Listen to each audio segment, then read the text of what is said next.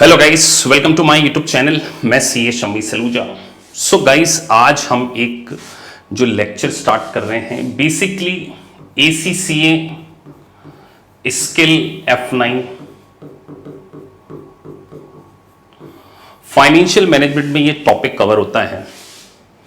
सो आप बोर्ड पे देख रहे हैं फॉरेक्स रिस्क मैनेजमेंट।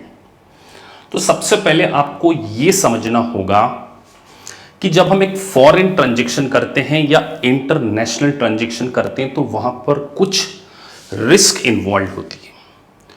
वो रिस्क किस प्रकार की रिस्क होती है, उस रिस्क को मैनेज कैसे किया जाता है, सो इस लेक्चर में हम आज इसको सीखने वाले हैं।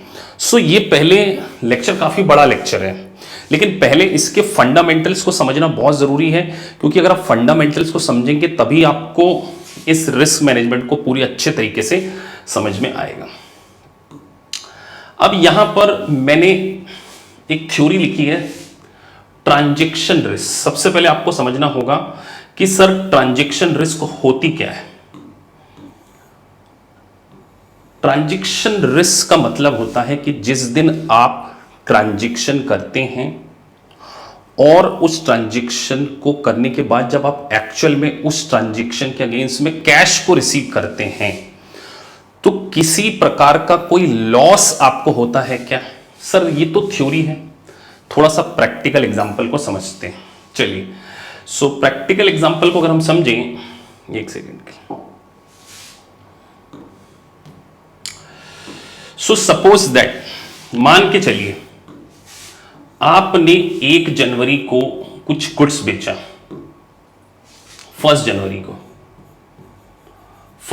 को आप एक इंडियन कंपनी थे, आपने कहां पर गुड्स बेचा सर। मान के चलिए आपने यूएस में गुड्स को सेल किया। आप क्या हैं यहां पर, एक्सपोर्टर हैं और आपने ये गुड्स बेचा था 1 जनवरी को, 1 जनवरी को। आपने कितने का माल बेचा था, लेट से $1000 का आपने गुड्स एक्चुअल में उस दिन सेल किया। उस दिन आपने जाके एक्सचेंज में जाके पूछा कि $1, बैंक के पास गए होंगे या किसी मनी चेंजर के पास गए होंगे और आपने उनसे रेट पूछा, तो उन्होंने आपको रेट बताया $1 = 70। तो आप मुझे बताइए, जिस दिन आपने एक्चुअल में गुड्स को बेचा है उस दिन आपको इस $1000 के अगेंस्ट में कितने इंडियन रुपीस मिल जाते अगर वो कैश इमीडिएटली रियलाइज हो जाता। तो सर 1000 × 70,000 रुपीस हमें कैश मिलता। अगर हम 1 जनवरी को जिस दिन माल बेचते उसी दिन इस पैसे को रिसीव कर लेते, लेकिन मान के चलिए आपको पेमेंट 1 महीने बाद मिलने वाला, लेट से 31 जनवरी को। सो मुझे बताइए यहां पर कोई रिस्क है क्या। हां सर, रिस्क है। मान के चलिए उस दिन रेट $1 = 60 हो जाता, तो आपने जो गुड्स बेचा था 70 का, आपको मिलेगा कितना, इंडियन रुपीस 60। तो आपको यहां पे 10,000 का क्या होने वाला है, लॉस होने वाला है। इसी लॉस को हम क्या बोलते हैं, ट्रांजैक्शन रिस्क। इसी लॉस को हम क्या बोलते हैं, इस रिस्क को कि हमें लॉस हो सकता, अभी एक्चुअल में लॉस नहीं हुआ है, जो लॉस की पॉसिबिलिटी है उसी को हम क्या बोलेंगे सर, ट्रांजैक्शन रिस्क। अब आप जरा इसकी थ्योरी पढ़िए और देखिए कि आपको समझ में आता है कि नहीं आता है। चलिए मैं पढ़ता हूं। This type of risk is primarily associated with import and export. If company exports goods on a credit, then it has a figure for debtors in the accounts. अगर आप गुड्स को सेल करेंगे तो आपकी बुक्स में एक debtor generate होगा, account receivable generate होगा, और अगर आप गुड्स को बाय करेंगे तो आपकी बुक्स में एक अकाउंट्स पेबल होगा। सर अकाउंट्स पेबल में भी रिस्क है, समझिए। आपने माल बेचने की जगह माल खरीदा है। कहां से माल खरीदा है सर, यूएस से माल खरीदा है। उस दिन रेट क्या थी, मान के चलिए आपने 1 जनवरी को जब माल खरीदा तो उस दिन $1 = 70 थी।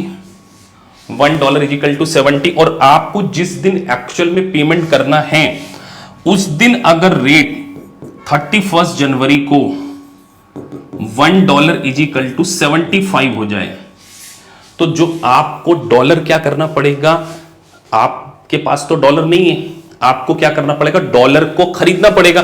तो $1 इजिकल टू कितना हो गया, 70 हो गया। तो सर हमको पेमेंट करना था 70,000, लेकिन इस करेंसी फ्लक्चुएशन के कारण हमें कितना पेमेंट करना पड़ेगा सर, 75,000 का पेमेंट करना पड़ेगा। तो ये जो 5,000 का रिस्क है ना, ये 5,000 की जो रिस्क है, इसी रिस्क को हम क्या बोलेंगे, ट्रांजैक्शन रिस्क। मतलब जिस दिन ट्रांजैक्शन किया और जिस दिन हमने एक्चुअल में कैश रिसीव किया, उन बिटवीन अगर करेंसी के एक्सचेंज रेट में चेंज होने के कारण कोई लॉस होता है, उस लॉस को हम क्या बोलते हैं, उस लॉस होने की प्रोबेबिलिटी को हम क्या बोलते हैं, ट्रांजैक्शन रिस्क बोलते हैं। ये तो था, अभी हम बेसिक समझ रहे हैं, अभी हमने कुछ भी इसका मैनेजमेंट नहीं सीखा। अगला 45 मिनट्स टू 1 आवर में आपको यही समझाने वाला हूं बस। चलिए आगे बढ़ते हैं। अब आपके सामने जो स्टूडेंट्स को कंफ्यूजन आते हैं, वो पहले मैंने एक स्लाइड बना ली है कि आपको फॉरेन एक्सचेंज को समझने में किसी भी प्रकार का कोई कंफ्यूजन नहीं होना चाहिए। तो सबसे पहले आप देखिए, यहां पर एक करेंसी का नाम लिखा हुआ है, आप दिख रहे हैं, जापान की करेंसी दिख रही होगी आपको। तो यहां पर अगर हम देखें तो सर यहां पर आप देखिए $1 इज इक्वल टू 100 येन, कि $1 में 100 येन आते हैं।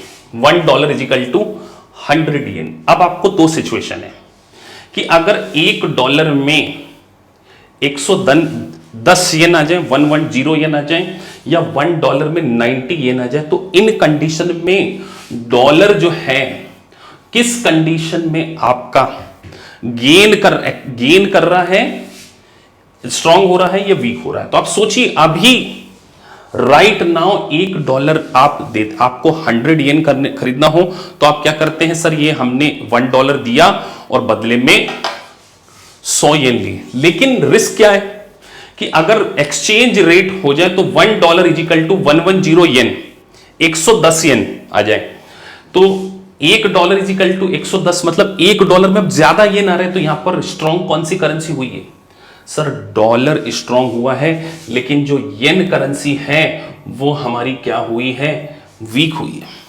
सर अगर उल्टा हो, $1 में पहले 100 येन आ रहा था, अब $1 में 90 येन आ रहे, तो कौन सी करेंसी एप्रिशिएट हो रही है, सर यहां पर येन एप्रिशिएट हो रहा है, डॉलर क्या हो रहा है, डेप्रिशिएट हो रहा है। तो आपको एप्रिशिएशन और डेप्रिशिएशन ऐसे समझना पड़ेगा कि पहले फॉरेन करेंसी एक यूनिट को देकर अगर ज्यादा आती थी, सर मान के चलिए आप यूएस की कंपनी है, आप कौन सी कंपनी है, आप यूएस की कंपनी है, यूएस डॉलर देते थे, और अगर येन अब ज्यादा आ रहे हैं तो आपकी डोमेस्टिक करेंसी स्ट्रांग हो रही है, और अगर कम आते हैं तो आपकी डोमेस्टिक करेंसी क्या हो रही है, वीक हो रही है। तो ये स्ट्रांग और वीक भी क्या है, एक प्रकार की रिस्क है। तो आपको पहले कॉन्सेप्ट समझना पड़ेगा कि सर रिस्क किस प्रकार की होती है। अब अगला कॉन्सेप्ट देखिए, यहां पर डॉलर के कॉन्टेक्स्ट में मैंने आपको एक बहुत अच्छी चीज समझाई, इसमें स्टूडेंट बहुत कंफ्यूज होते हैं, इसीलिए मैंने पहले इसकी एक स्लाइड बना ली। अब मैं इसको एग्जांपल से समझाऊंगा, आपको एग्जांपल से समझेंगे। आप देखिए यहां पे लिखा स्ट्रॉन्ग डॉलर। सबसे पहले क्या लिखा है कि डॉलर आपका क्या हो रहा है, स्ट्रॉन्ग हो रहा है। तो अगर किसी कंट्री की करेंसी स्ट्रॉन्ग होती है तो उसके इंपोर्ट और एक्सपोर्ट पर क्या इंपैक्ट पड़ता है, इसको हम समझेंगे। देखिए क्या लिखा है, अगर डॉलर स्ट्रांग होता है, as the dollar become strong American export decline. 90% student है ना, इसमें कंफ्यूज हो जाते हैं कि सर डॉलर स्ट्रांग हो रहा है, मतलब किसी देश की कंट्री स्ट्रांग हो रही है और वहां का एक्सपोर्ट कम हो रहा है। चलो एग्जांपल से समझते हैं। अब बड़े ध्यान से समझना कि डॉलर स्ट्रांग है। मैं इंडिया की करेंसी का एग्जांपल लेता हूं। लेट्स से, थोड़ा पेन डिफरेंट ले लेते हैं। मान के चलिए आपने इंडिया में एक्सपोर्ट किया, क्या किया आपने? इंडिया में एक्सपोर्ट किया। इंडिया में आपने क्या किया है? एक्सपोर्ट किया। पहले आपने 1 जनवरी को एक्सपोर्ट किया था। 1 जनवरी को एक्सपोर्ट किया था सर। लेट से हमने ना 70,000 INR का एक्सपोर्ट किया था। आप कौन सी कंट्री में हैं? आप यूनाइटेड स्टेट ऑफ अमेरिका में हैं और आपने इंडिया में क्या किया है? 70,000 का एक्सपोर्ट किया। आपने जो इनवॉइस बनाया वो फॉरेन करेंसी में। सर यूएस के लिए इंडियन करेंसी क्या होगी? फॉरेन करेंसी होगी। जिस दिन आपने एक्सपोर्ट किया था ना उस दिन $1 = 70 थे। तो मुझे बताइए, आप इस 70,000 को लेकर अमेरिका की ही बैंक के पास जाते तो आपको अमेरिकन बैंक कितने डॉलर देती? बस अब ध्यान से सुनना सर। 70,000 लेकर जाते और अमेरिकन बैंक $1 के बदले में 70 देती तो हमें $1,000 मिल जाते। अमेरिकन कंपनी को कितने डॉलर मिल जाते सर? $1,000 मिल जाते। अगर मान के चलो यहां पे क्या लिखा? As the dollar become strong. अब अगर $1 में रेट चेंज हो जाए, $1 में स्ट्रॉन्ग कब होगा? जब फॉरेन करेंसी जो है अपने पास ज्यादा आए तभी होगा ना। पहले $1 में 70 आता था, अब $1 में कितना है? 80 आए। यहां मान के चलते डबल आ जाए, $1 = 140 हो गया। ऐसा सिर्फ मान के चलना बच्चों, इतना चेंज नहीं आता। लेकिन $1 = अगर 140 हो जाए तो मुझे बताइए कितने डॉलर मिलेंगे? सर 70,000 थे ना, ये तो हमको फॉरेन से तो इंडिया से तो 70,000 रुपीज मिलेंगे। $1 = कितना है? 140। मतलब 140 के लिए $1 तो 70,000 के लिए कितने? तो अब इसको आप डिवाइड कीजिए, इससे 0 काट दीजिए तो ये हो गया 500। तो पहले जो हमें $1,000 मिलते थे अब कितने डॉलर मिलेंगे? $500 मिलेंगे। तो हम क्या करेंगे? अगर हमारी कंट्री स्ट्रांग होती जाएगी तो हम फॉरेन में कभी भी एक्सपोर्ट नहीं करेंगे, फॉरेन से माल खरीदेंगे, फॉरेन में माल नहीं बेचेंगे। ये इसका लॉजिक है। तो अगर dollar become stronger, American export will decline. मतलब अमेरिका से माल कम जाएगा लेकिन अमेरिका में माल ज्यादा आएगा। हम भारत से बहुत ज्यादा माल क्या करेंगे? खरीद कर यूनाइटेड स्टेट ऑफ अमेरिका में लेकर आएंगे, इंपोर्ट बढ़ेगा। लेकिन अगर सर डॉलर वीक हो जाए, डॉलर क्या हो जाए सर? कम हो जाए, तो भारत वाले क्या करेंगे? अमेरिका से बहुत ज्यादा माल खरीदेंगे तो अमेरिका का एक्सपोर्ट क्या है? बढ़ जाएगा। बहुत सारे स्टूडेंट इस टर्मिनोलॉजी में कंफ्यूज होते थे। तो सर नटशेल में आप ये कहना चाहते हैं कि अगर आपकी होम करेंसी अगर स्ट्रांग होती है तो आपका एक्सपोर्ट क्या होता है सर? डिक्लाइन होता है और आपका इंपोर्ट ज्यादा होता है। और अगर आपकी होम करेंसी वीक होती है तो आपका एक्सपोर्ट क्या है? बढ़ते जाता है। ये बहुत इंपॉर्टेंट कॉन्सेप्ट है। आपको मल्टीपल चॉइस, देखिए एसीसी की exam is all about application. तो आपको यहां पर एप्लीकेशन ऑफ माइंड की रिक्वायरमेंट है, तो आपको इस तरीके से सोचना पड़ेगा। इसीलिए ये अभी चैप्टर के पीक पे नहीं पहुंचे, केवल कॉन्सेप्ट को पढ़ रहे हैं। चलिए आगे बढ़ते हैं। सारे कॉन्सेप्ट। अब एक डेफिनेशन आपको बार बार देखने को मिलती होगी, स्पॉट एक्सचेंज रेट। क्या है स्पॉट? तो स्पॉट एक्सचेंज रेट का मतलब होता है कि अगर मैं कोई फॉरेन करेंसी आज खरीदने या बेचने जाऊं तो आज क्या रेट चल रहा है, जो आज इमीडिएटली अगर आपको फॉरेन करेंसी खरीदना हो तो डोमेस्टिक करेंसी कितनी देनी पड़ेगी, या फॉरेन करेंसी बेचना हो तो डोमेस्टिक करेंसी कितनी मिलेगी, आज की जो रेट होती है उसको हम क्या बोलते हैं? स्पॉट एक्सचेंज रेट बोलते हैं। ठीक है सर। चलिए अगली डेफिनेशन, फॉरवर्ड। तो यहां पर फॉरवर्ड का मतलब होता है कि अगर आज मैं फ्यूचर की डेट के लिए कोई कॉन्ट्रैक्ट कर लूं, सर फ्यूचर की डेट के लिए कॉन्ट्रैक्ट कर लूं मतलब समझिए, लेट से आप 1 जनवरी है, सर ये फ्यूचर की डेट पे क्यों करते हैं? बेटा इसको हम समझेंगे रिस्क को मैनेजमेंट। अभी तो टर्मिनोलॉजी समझ रहे हैं, कॉन्सेप्ट समझ रहे हैं कि सर 1 जनवरी को अगर मैं बैंक से डील कर लूं कि मैं आपके पास 31 जनवरी को आऊंगा, आज डॉलर का रेट क्या चल रहा है, लेट्स से 70, इसको हम क्या बोलेंगे, spot rate. This is spot rate, ये मेरी क्या है, स्पॉट रेट। लेकिन मैं 1 जनवरी को बैंक से कमिटमेंट कर लूं कि मैं 31 जनवरी को आकर आपसे $1 जो है वो 71 में बाय करूंगा।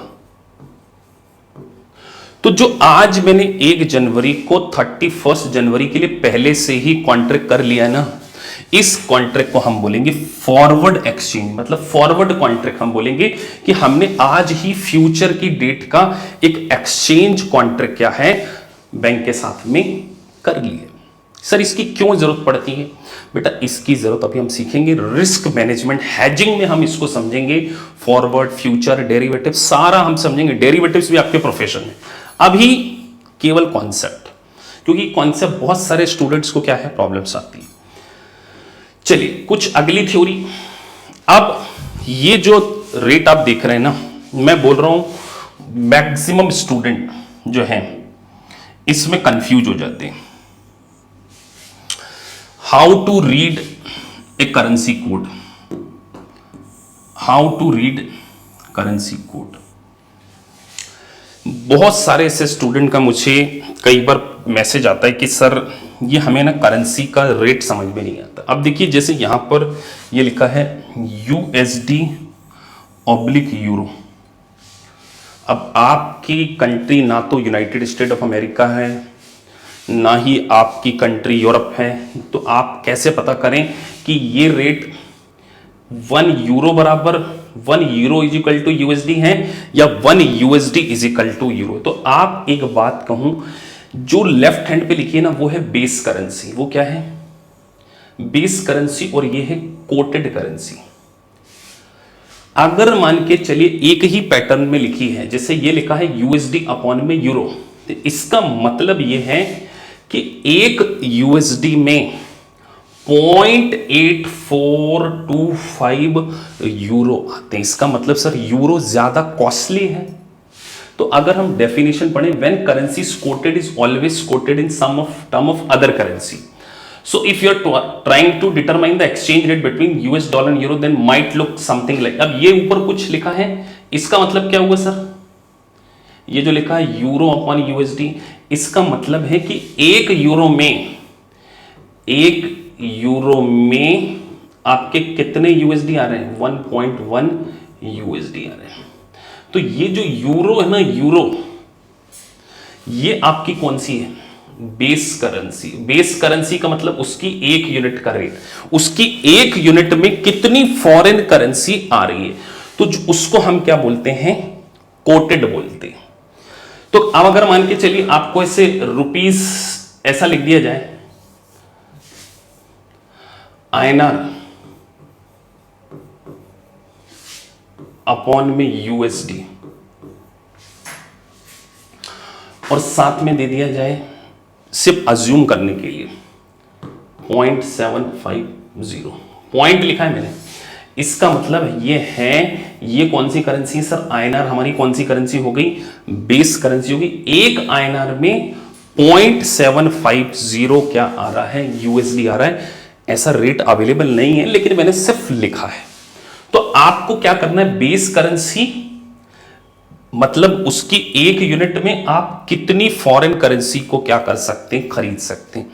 अब इसमें एक बहुत इंपॉर्टेंट कॉन्सेप्ट है जिसको हम डिस्कस कर रहे हैं।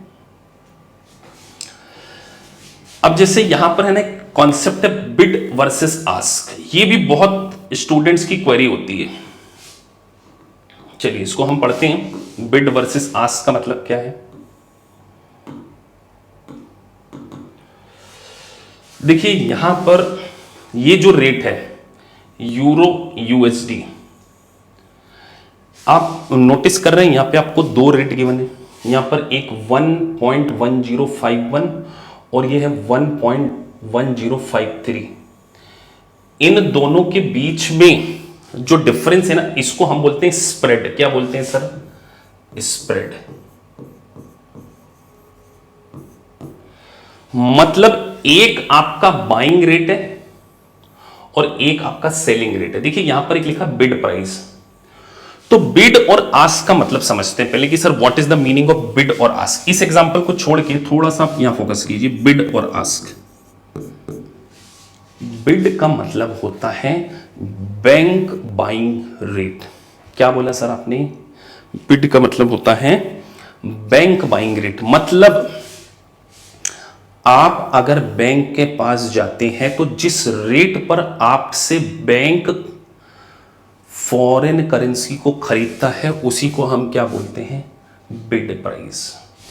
इस एग्जांपल को अभी आप बोलिए, आप इंडियन स्टूडेंट है ना, अगर आपको ऐसा रेट कोटेड है, मान के चलिए 70/69, सॉरी 69/70, मान के चलिए ये $1 का रेट है।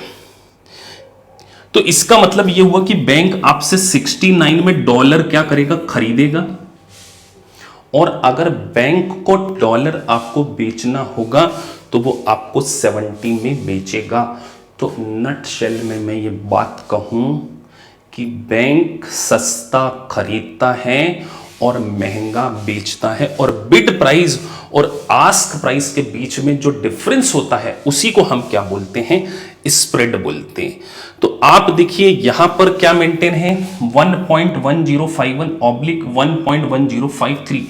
इसका मतलब €1 में 1.1051। अगर बैंक को यूएसडी आपसे खरीदना होगा तो बैंक आपको एक यूरो में आपसे दे, सोचिए ये क्या लिखा है? 1.1051 और उसके पास बाद में क्या लिखा है?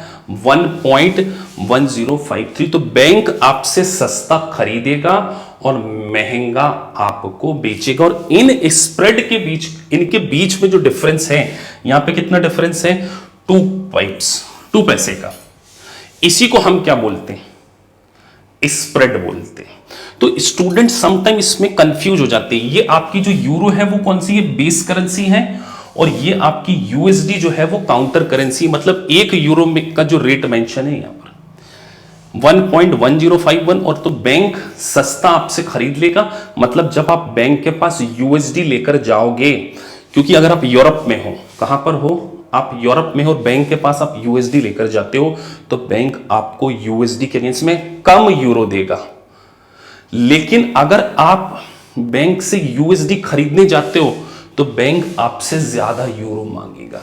सर क्यों ऐसा करेगा? बेटा बैंक को भी तो प्रॉफिट क्या है? कमाना होता है। तो ये क्या कहलाता है? आपका स्प्रेड कहलाता है। तो ये कुछ टर्मिनोलॉजी थी। आने वाले टॉपिक्स में हम इन सारी चीजों को और अच्छे से डिस्कस करेंगे, लेकिन ये जो टर्मिनोलॉजी है बेस करेंसी, ये आपको बहुत अच्छे से क्लियर होना चाहिए। एक कॉन्सेप्ट और बचता है यहां पे, direct code versus direct indirect code. वो भी मैं आपको जैसे ही मेन लेक्चर स्टार्ट होगा उसमें हम इसको क्या करेंगे? डिस्कस करेंगे। चलिए तो हमारे मेन करिकुलम की ओर आगे बढ़ते हैं।